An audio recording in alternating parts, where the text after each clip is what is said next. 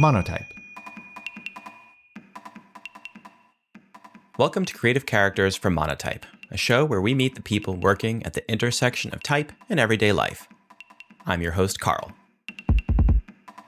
Now, normally I'd be here with one of my usual co-hosts, Cadley or Bill, but I'm flying solo today. And anyway, this week's guest requires very little introduction. Mark Simonson.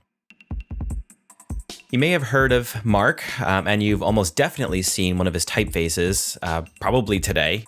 To quote Kendall Roy of Succession, I don't know if we have any other Succession fans here, Mark's library is all bangers all the time, but he's probably best known for Proxima Nova, an elegant typeface with tons of range, which means it gets used everywhere.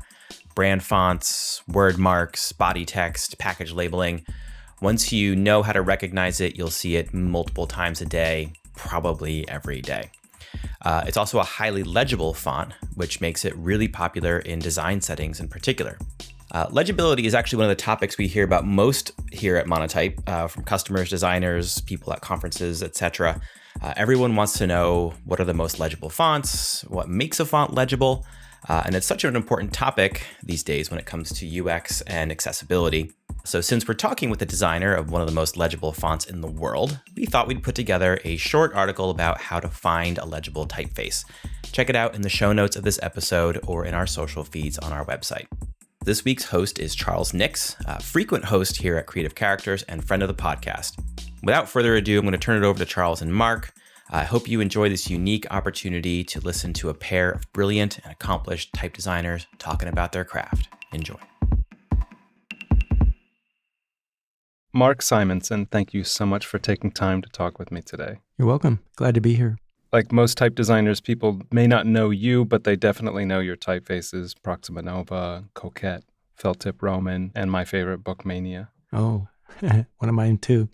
And we can talk about those in just a bit, but I'd like to start off with a little talk about type and design heroes. Sure. So I'll mention some names, and I'll probably chime in too, but I'd like for you to talk about what they mean to you. I'll start off with one, a type designer I think we both idolize, Morris Fuller Benton.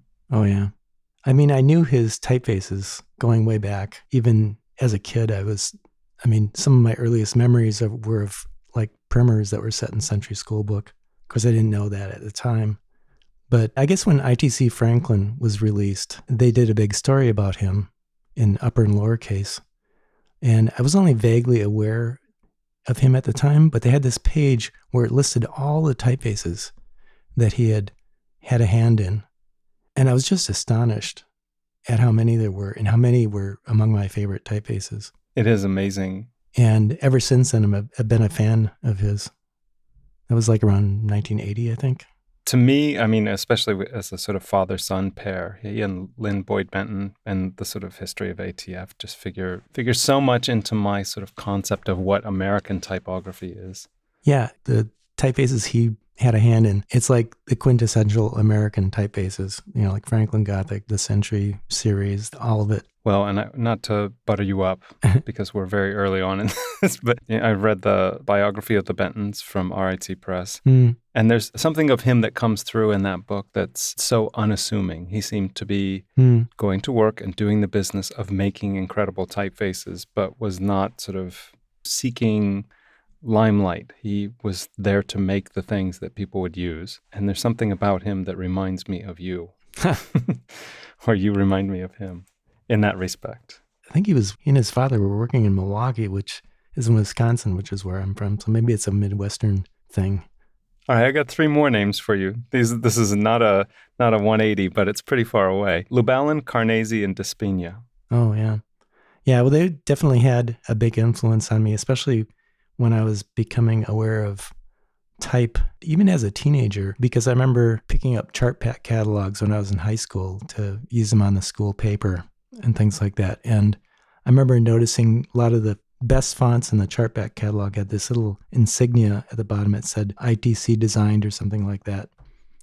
And when I was in college, they had copies of upper and lowercase lying around, which is how I discovered ITC really, and the work of Lubalin and Carnesi and all of them. It was because of that magazine that I became interested in becoming a type designer. I noticed there was a call for entries for typeface submissions. And that's kind of when the seed was planted. It would be a long time before it would actually release any fonts, but the idea began to grow in the back of my mind from then on. So that was like in the 1976-ish. But yeah, Lou Ballin was a huge influence on me. I was aping his, sort of lockups all the time in my design work. I mean, it's hard to cast one's mind back to the sort of mindset of that time and what a breakthrough phototype was, or even to imagine the amount of manual labor that went into those lockups, because they're exquisite pieces of physical artwork. Yeah. They took a lot to make. I think the year he would have been 100, they did a big thing, like 100 days of Lou Ballin or something like that. It's like everything you ever wanted to know about Herb Lou Ballin. But I remember seeing some of the sketches and stuff, and supposedly he was ambidextrous and actually could draw with both hands at the same time. Supposedly he would be drawing while somebody was talking to him, and he'd sign something with the other hand. And I don't know, that guy was something else. It's incredible. I would say upper and lowercase is what made me a type addict. Yeah, similarly, my father was a printer, and he would bring UNLC magazine and Inland Printer home from work because they were sent to print shops all over the place. Mm-hmm. And probably very similar to you, I read those things with rapt attention in the 70s, but did not become a type designer until right before the tools became a thing. Mm. Let's talk more names. Okay. Matthew Carter. Oh, yeah. He's like one of those people that I can't even imagine being as good as him. He just seems like everything he touches, it just looks perfect. I mean, he's another type designer that I learned about through upper and lowercase. I think originally from the ads, the Linotype ads, because they would feature him in some of their ads. But then when I think Galliard came out, which I think initially was a Linotype release, and then ITC picked it up and they did a big article about it. And I remember seeing how it was done, and it was one of the early typefaces that used digital tools as part of the process. My understanding was that he drew the extreme weights and then the middle weights were interpolated with a computer. And I remember finding that really fascinating when I learned that. It just seems like he's one of those designers whose work is just sort of unparalleled. To this day, my favorite e-reader font is Charter, which is one of his. There's something about his designs that I admire so much. They seem so sure in every detail. Right. And they're very comfortable to look at. They're very strong designs. Right. There's nothing in there that sort of speaks of shrinking violet. Right. Or compromise or anything like that. Another sort of giant of type design, Hermann Zapf. He was a big influence on me when I was first getting into type design. My own taste in type has sort of moved on from his style. I think his style is very calligraphic. Calligraphy isn't really an aesthetic that I use in my own work very much. And I find sometimes his typefaces don't mix well with other people's typefaces. Like he's got his own sort of visual language in his typefaces that I think is difficult to pair with other designs. That you have to, like if you just stick with Zapf fonts, they look really good together. They're really pretty in this way that other typefaces aren't. Yeah, there's a Zapf ecosystem in a way. Yeah.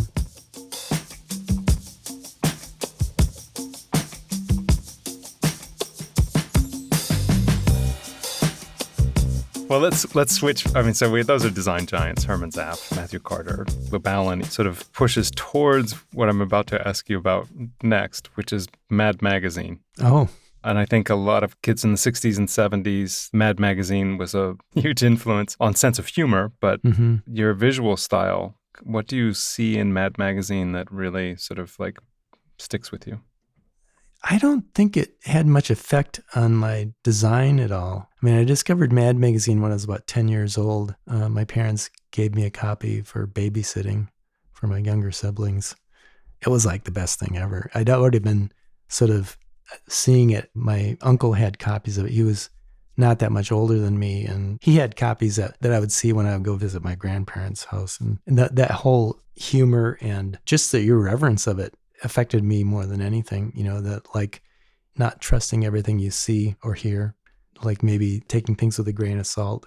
in terms of like authorities and things like that. It was kind of in this weird way, sort of subversive, making fun of politicians and celebrities, not even taking themselves seriously.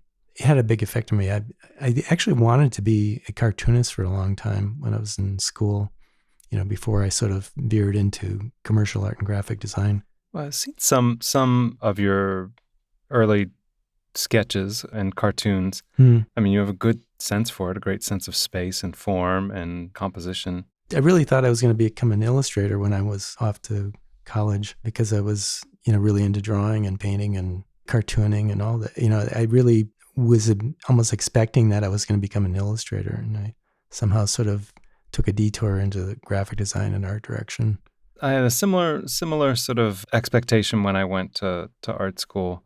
I know in retrospect what changed my sort of path or my trajectory, and it has a lot to do with people I met, but also where I came from. And I wonder what were the influences in your sort of formative years, but also in your time at school that changed the trajectory of your career?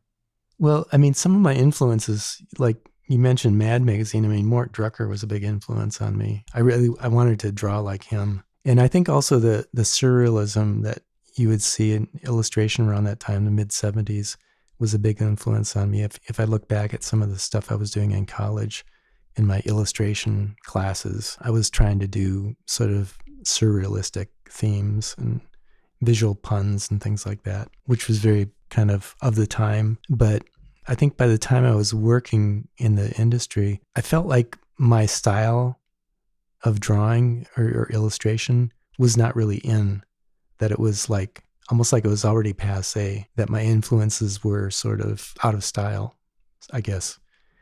I mean, I was sometimes doing caricature, especially in some of my first jobs. I worked at a weekly newspaper in Minneapolis where I frequently did caricatures. I thought those were pretty good, but like in some subsequent jobs, I would sort of have these failures of like, it just wasn't as good as I expected, as good as I thought it would be. And I had several of those in a row, and I just sort of like shied away from doing it again, which I don't know. It's like, and also I found that being art director was easier, having somebody else draw the stuff. And I just had to come up with the ideas and not actually have to execute them. For better or worse, that's what kind of how things played out. One thing that I understand about your work, or I feel about your work, is that your time as an art director and as a graphic designer have a big sway over the way that you design type. Mm-hmm. I think you design it with the end user very much in mind, what the needs are of readers. Yeah, definitely. I think that one of my secret weapons is that, like unlike some type designers who maybe that's all they've ever done is type design, they may know everything there is to know about type, but I think having a sense of like what works from the point of view of a graphic designer or an art director. And I think what happened is that working as a graphic designer, I developed a sort of a sense of what works well in designs for different projects or whatever. And so it sort of educated my preferences. I think a lot of really what your style is just a matter of, it's just sort of an expression of your taste, I guess, like what you like and what you don't like. And so I think working as a graphic designer and art director over about a 20-year period gave me a pretty solid sense of what I think works and what doesn't work in type. I would love to drill down on that just a tiny bit. There's this expectation of what graphic design is, or the way that design happens. And there's something of the time in which you were doing graphic design and art direction that required you to visualize type in the way that you wanted it, in a way that working in desktop publishing, like post-1990, doesn't require in the same way. And so your sensitivity as a result to fine points of type design, like, the spacing, the very careful spacing of type for text, or something that will be beautiful in text, but also usable in display. What makes that happen is very, very subtle. I think it's something that our heroes, like the Morris Fuller-Bentons and Herman Zapfs and Matthew Carters, understand almost implicitly. but that is really hard to communicate unless you do a little bit of journeyman work as a graphic designer, where you're actually looking at type and trying to get it to be better than it is. Yeah. I mean, as an art director, and I was in publication design for a long time, doing magazines, newspaper type things. And I set a lot of my own type with like dry transfer letters, letter set, chart pack, Zipatone, Mechanorm, or whatever. And through years of doing that, I got good at setting type and spacing type. I think when I look at my early attempts, everything's just a little too tight because that was what I saw was the style at the time, tight but not touching. Right. But I learned a lot from that. And so when it came to actually design fonts, I knew what to do to get it to look right in terms of the spacing. It was just a matter of learning the tools and how you get that with the tools. I think my biggest hurdle was when I remember running into this when I did the earliest version of Proxima, which is Proxima Sans that released back in the 90s, where I thought, you're working on a computer screen. And I think at the time I had probably a 17-inch monitor or something like that. And you're looking at everything fairly large. And so then when I actually got some printouts on like, a Linotronic or something like that, I was like, oh man, this is way too tight. And it's because I was spacing it as if I was setting a headline or something. Right. And so that was something I had to unlearn in a way. But the sense of getting the spacing even and stuff like that, that was something that I learned how to do quite a long time ago.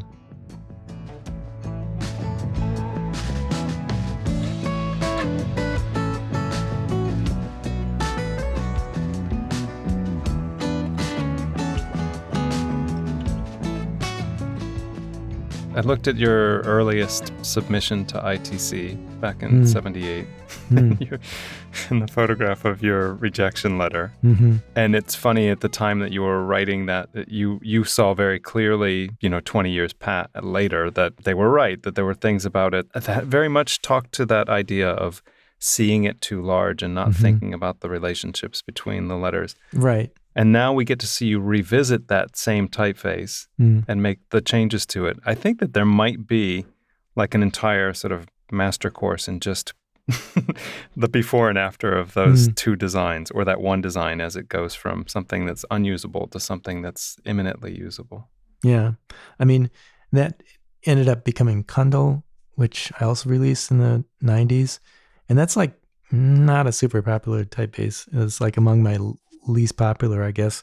And it is something that I do want to come back to at some point. I think it'd be worth rethinking it and making a more useful typeface out of it. I think the italic especially needs some work, but it has not nearly as many problems as the original that I sent to ITC had. But it's like one of those cases where like I did the same thing to Proxima Sans when I did Proxima Nova. I kind of went back and rethought some of it and fixed what I, on hindsight, realized were mistakes, or made improvements that I was able to make because I had that much more experience.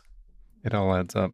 When you talk about something like 10 or 15 years of evolution in the version 1 to version 2 of Kundal, and probably a good 10 plus years in the evolution of Proxima Sans to Proxima Nova. Yeah, it's about 10 years. I mean, I love this about type design. I loved it about publishing too, because some of the projects would take 3, 4, 5 years of really living with the design over that long a period. Your sort of ability to almost live outside of the cultural timeline while very much contributing to the cultural timeline. I find it amazing. I mean, something like Proxima Sans sort of taking 10 plus years to really become what it became.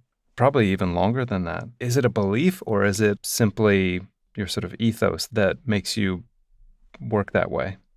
Well, I think in the case of Proxima Sans, I had this big idea that I really started working on in the early 90s. It goes back to even earlier to my first job when I was looking at these catalogs from Alphabet Innovations. They did a typeface called Spectra, which was like a blend of Helvetica and Futura. But that's exactly what it looked like. It looked like Helvetica cosplaying Futura. It didn't really have its own identity. It was just like you looked at it and you'd say, this is just a weird version of Helvetica. Right.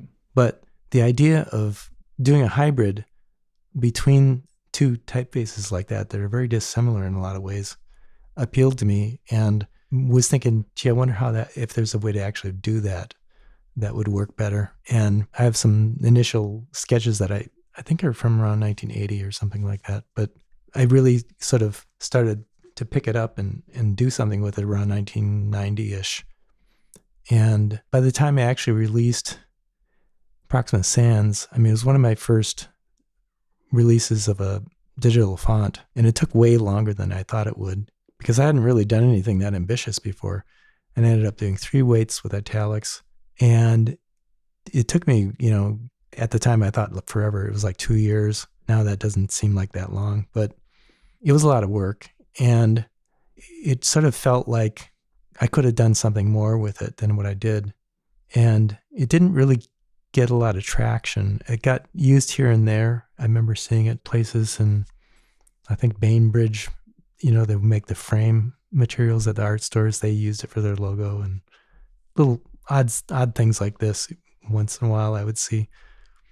And I sort of felt like, it was back in the 90s, I had an exclusive distribution agreement with Font House. I thought it was going to be done sooner, so they ended up putting it in their catalog before you could buy it, and it wasn't ready yet. Then when it finally did come out, they didn't really promote it that much. I think they used it for, do you remember the magazine they did, X Height? Yes. I think they used it for like one of the last issues of that. They set a bunch of the text in it, which I thought was pretty cool. But it wasn't until 2002 when Rolling Stone magazine started using it as like their in-house sans serif. Like all the sans serif stuff in the magazine for a couple of years were set in Proxima Sans. I thought, I need to go back and finish this and do a decent job of this, and not just have a few weights with italics. I envisioned, more widths, like condensed and small caps and things like that. The original font was just the old PostScript style, type 1 fonts, which had a limited character set. And OpenType was a new thing. I wanted it to be in OpenType. And I think the other thing too was with the release of Gotham around 2002, that was making a big splash, and it was kind of in the same genre. So I thought, maybe there's a bigger market for this than I thought. Yeah, and the description of how you came to it, the sort of, you saw the space between these two things, these two designs that had some similarities, but otherwise they're sort of almost conceptually very different from one another. And you thought, oh, there's a way that I can take the best of both of these things and make something hybridized. It's very much of the time in which you were doing it too. It was a very postmodern way of looking at typography. But then, Gotham comes out. Avenir becomes a thing, despite the fact it was designed earlier, it becomes a thing in the aughts. The 3 of them, as a style, they are sort of the microfauna of typography for the first 2 decades of the 21st century. And they're so pervasive. Yeah, it's interesting. Yeah.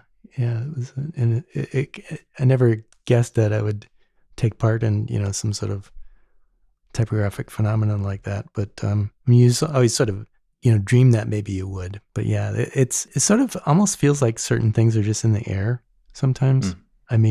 Back in the 90s, everything was like humanist sans, is like Officina and Meta and everything that was like trying to look like those. Yeah. And of course, Frutiger was pretty big in the 90s. And Frutiger for corporate identities. Everyone else gets Officina. Yeah. Yeah. Stone Sans. Yeah. And there was all the young type designers were imitating those and doing their own takes on those. And I don't know. I guess I've always, when I look at what I want to do something that hasn't really been done before. I have this kind of way of thinking about the typographic landscape, almost like ecological niches, like where in a certain niche, a certain typeface just becomes dominant. Like Helvetica, like I see all these attempts at trying to do the next Helvetica, and they're basically just they look sort of like Helvetica, but not. Right. I call it Helvetica, not Helvetica. Right. It's like they fixed what they didn't like about it or something. But you're never going to knock Helvetica off that perch, because when people want Helvetica, they want Helvetica. They don't want something that's almost Helvetica. Yeah, exactly. It is a brand unto itself. You have to look for an unoccupied niche, Right. Or, I mean, and I think you did that actually in the 90s. You sort of found that climb in the lake and you're like, hey, there are no fish here. Mm-hmm. I could place a fish between these small fish at the top and the big fish at the bottom. Right. But it's almost like an introduced species at that point, and it extirpated a bunch of other fish. They're still there in smaller numbers, though, because Proxima Nova became, and humanist geometrics became a dominant force within that typographic landscape. Yeah, and it also kind of came out of something I remember reading an article, it's probably late 70s by Alan Haley in a Advertising Production Techniques. I don't know if you remember that magazine. It was just an article about type design and like tips about type design. Like if you want to design typefaces, here's some advice. I wish I could find the article. I tried to find it. I wrote him once and he didn't remember writing it and didn't remember saying this thing that I said that he said. But he basically said that for a typeface to catch on, it has to be both novel and familiar. Right. And these are things going in opposite directions. Like if something is novel, how can it be familiar? And if it's something familiar, how can it be novel? I mean, the way I sort of tried to do that with Proxima was kind of combining two familiar kinds of typefaces into something that's new. So it's like a hybrid between these two things. And so when you look at it, you might have like a little bit of a sense that it feels a little bit like Helvetica. Like I literally copied the stroke weights from Helvetica regular for Proxima Sans regular to get the same modulation, even though structurally it's different. Right. And the proportions are similar too, although it's a little bit squarer, I think, because of the geometric shapes of the round letters and stuff like that. Right. So I'm picking up bits of sort of familiar pieces and combining them in new ways. And so I think then you end up with something that feels new, but familiar at the same time.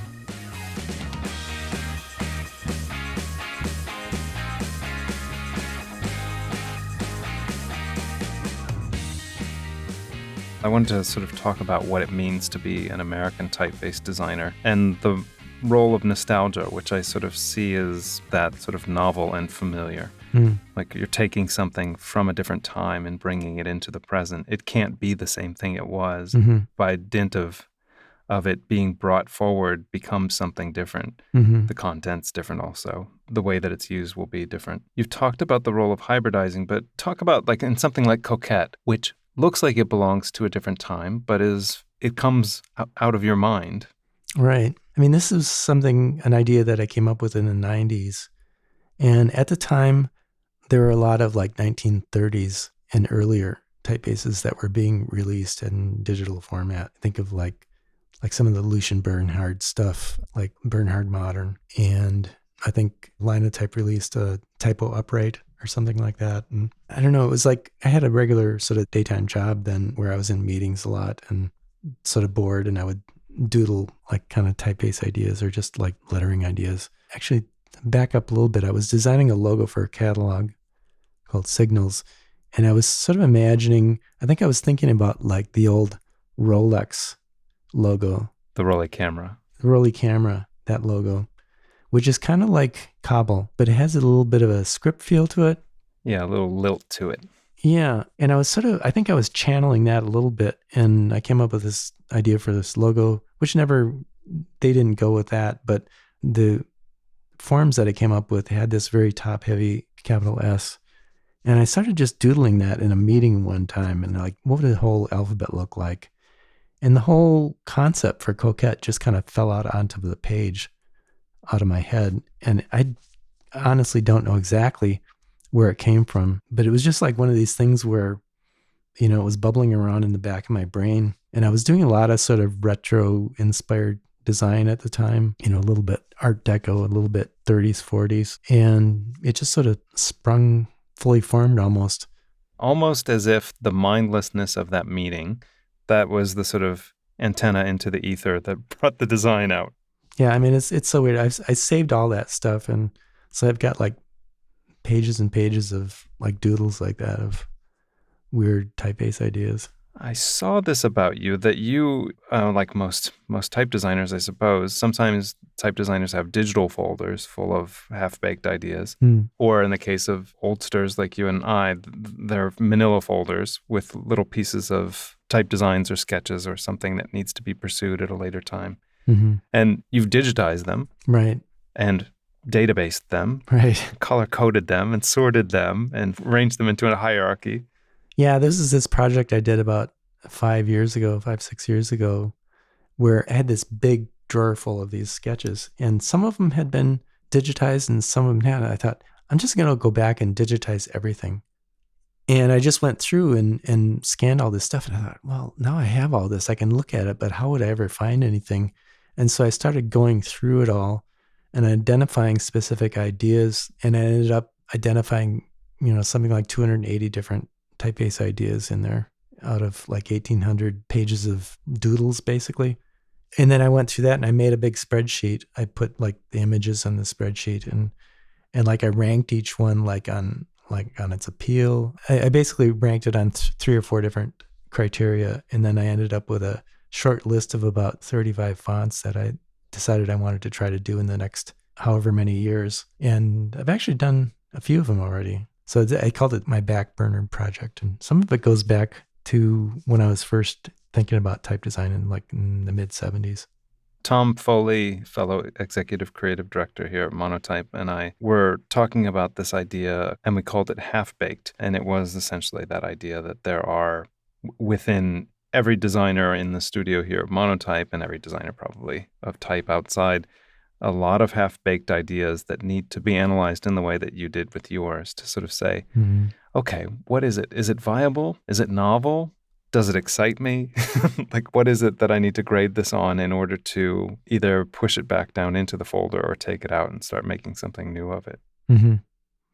Yeah, because there were like a lot of designs in there that would be fun to do, but they would have no commercial appeal. Right. And so those just got knocked down the list. And it's also funny, like, if you live long enough, the things that used to be in are in again eventually. So some of my ideas from the 70s, actually, I've shown these to other designers and they said, ooh, I like that one. And they're like these young designers. And it's like something I did in 1976 or something like that, Right. It will eventually be around again. Things always come around again. This vibe is really inspirational to me, your vibe of creating in a sort of time cycle, both out of step with what's going on, but confident that what will happen in the future will coincide with the waves of your creativity, that those will eventually line up. And I suppose, yeah. I remember reading a book by George Lois back in the 70s. He had a big book about his advertising work, and it influenced me a lot. It influenced my design a lot at the time. I was doing a lot of advertising stuff for a little while in the late 70s. But he said in there that he only ever tried to please himself with his designs. He didn't try to think what would please somebody else because it never worked. And I thought that's really profound, and I sort of took that to heart. And that's kind of always been the way I've worked since then. It's like, I try not to think too much about what other people are looking for. I just sort of have this sense that there are other people out there who are looking for the same things that I'm looking for. And I often worry a little bit as I get older that maybe the number of people who I share taste with, we're becoming a minority or something. But no, I think there's something in that advice, like please yourself, because trying to please others will not work. I want that to lead into this sort of next question / sort of prompt. So this podcast goes all over the world, and I think that people have a sense of what America is like, generally speaking. But I would like you to describe a really specific type of American, the sort of Minnesotan or the Wisconsinite. I don't know. I mean, it's like asking a fish to describe what water is like, Sure. I mean, I think there's sort of a cultural conservatism. I don't know. There's something kind of non-flamboyant and sort of dry about like Midwestern humor. And just, I mean, I could tell you a joke. I was going to say, in the time when we met at Typographics back in, gosh, I don't know when, and the conversations that we've had recently, you're not a wisecracker. You're not somebody who sort of tells jokes. So I'm dying to hear you tell a joke. Okay, well, it's not, I didn't make up this joke. I heard it somewhere. So somebody from Idaho, Wisconsin, Iowa, Minnesota are all riding on a car trip, and they're riding along, and one of the guys in the back seat, the guy from Iowa, suddenly rolls down the window and he pulls up a big bag of corn and he starts chucking them out the window. And the other guy said, "What's that all about?" And he says, "Oh, well, we got so much corn in Iowa. We got to get rid of it somehow." And then they drive along another 50 miles or whatever. The guy from Idaho suddenly rolls down the window. He's in the back seat there and he starts chucking potatoes out the window. And I says, "Oh, I get it. Too many potatoes, right?" Right. And they drive along a while further. And the guy from Minnesota chucks out the guy from Wisconsin. I'm suppressing my laughter because I don't want to.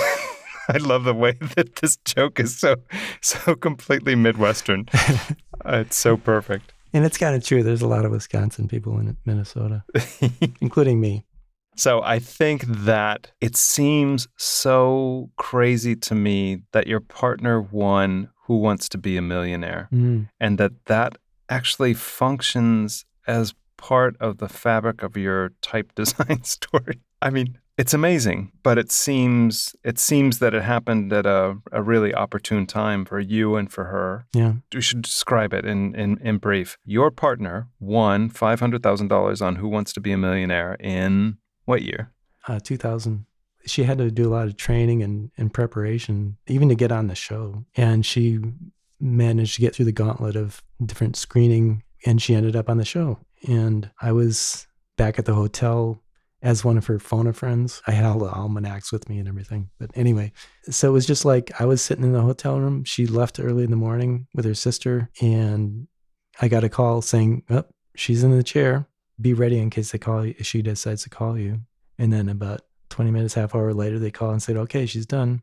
And then about, half hour later, she shows up with her sister and shows me the pretend check that they give you on the show. Incredible. But yeah, it was quite something. And it was kind of what we needed at the time. We had all this like credit card debt and stuff. And I had quit my job to freelance and do fonts and stuff at the time. And I was that wasn't really going that well. And I was going to have to maybe think about getting a new job again. And instead I was able to actually tell my clients to leave me alone for 6 months. And I did Coquette, Mostra, and Anonymous during that 6 months. So it sort of gave me some time to work on fonts. And actually all three of them have been popular. It's fantastic. You are type famous, but your wife is Who Wants to Be a Millionaire famous. Yeah, you can watch it on YouTube. It's up on YouTube. Her name is Pat Thompson. All right, I'll go looking. Yeah, it's not a king's ransom, but it's enough to really... No, and it doesn't go as far as you think it would. No. I mean, of course, almost half of it goes to taxes. Yes. Well, listen, I could talk to you for hours. Likewise. Oh, thank you. I find the arc of your career fascinating and inspirational. And like I said, I'm really enamored of what I'm sort of visualizing as a very steady, confident, talented wave that seems to dip in and out of the sort of frantic quality of the culture writ large. And it's an inspiration. So thank you so much for the time. Yeah, no problem. Thanks for inviting me on the podcast. Oh, my pleasure.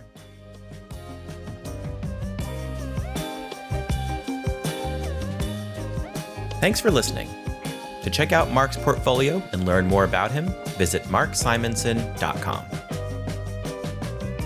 As always, look for a link to our blog post in the show notes of this episode, and check out monotype.com/podcast to read about all of our prior guests. If you've been enjoying our podcast, please go to Apple Podcasts or Spotify to rate and review this episode.